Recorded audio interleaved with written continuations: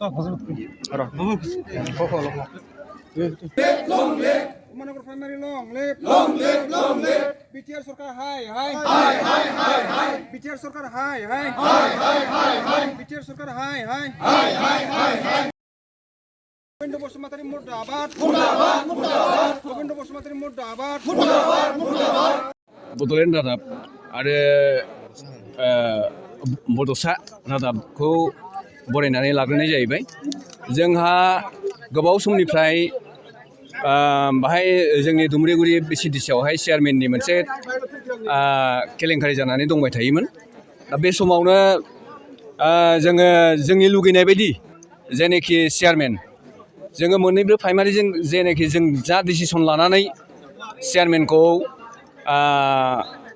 गोजौ लेभेलाव जों दैथायहरदोंमोन बे जिनिसा जाफुङैनि थाखायनो जों बे दिनैनि बे हाबाफारिखौ लानो गोनां जादों।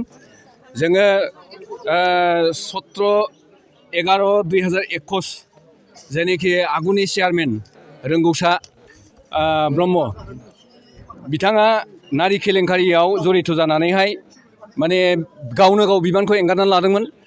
बिनि उनाव जोङो बिथांनि बिबान एंगारखांनायनि उनावहाय जोङो माने गोदानै मोननैबो प्राइमारिजों सायख'नाय जादों।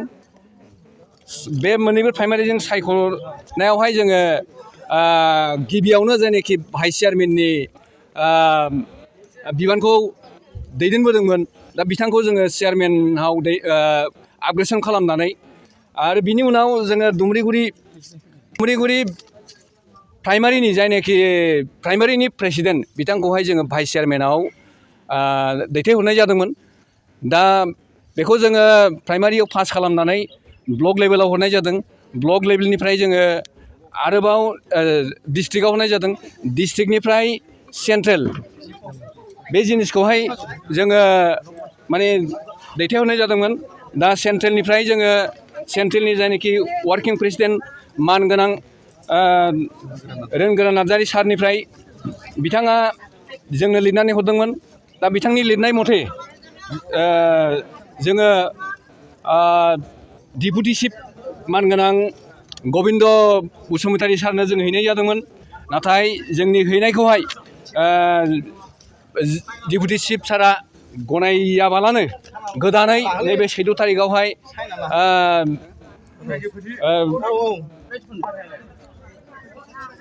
जिउनां जेखिसान बिथांखौसो हरनाय जादों। दा जोंनि प्राइमारिनि आरो ब्लक लेभेलनि डिस्ट्रिक्टनि सेन्ट्रेलनि मोनफ्रोमबो जायनाखि जोंनि पार्टिनि बे नियमजों थांनायखौहाय बिथाङा नेवसिनायनि थाखायनो जोङो बिथांखौ माने नैबे चेनेलनि थ्रुयै जोङो बुंनो सानदों जे बिथाङा सासे गावनि बेक्तिगत सार्थजों सोलिग्रा सासे डिपुटि चिफ होननानै जोङो बिथांखौ दा सानो। मानो होननानै बुङोब्ला बिथाङा दिनै रायजो राजानि गोबां सार्थखौ रायजो राजानि जायनाखि लुबैनाय हास्थायनाय बेखौ बिथाङा फेलें खालामनानै होजोबबाय। जोंबो खबर होबाय थानाय जादों। ब्लकनिफ्रायबो मिन्थिखागौ, दा डिस्ट्रिक्टआबो मिन्थिगौ, सेन्ट्रेलाबो मिन्थिगौ। बे मिन्थिनायखायनो जोंनि जायनाखि पार्टि लेभेलजों जे जों लिरनानै लांदों बिथांमोनहा बे जिनिसखौ पास खालामनानै होनाय जादोंमोन।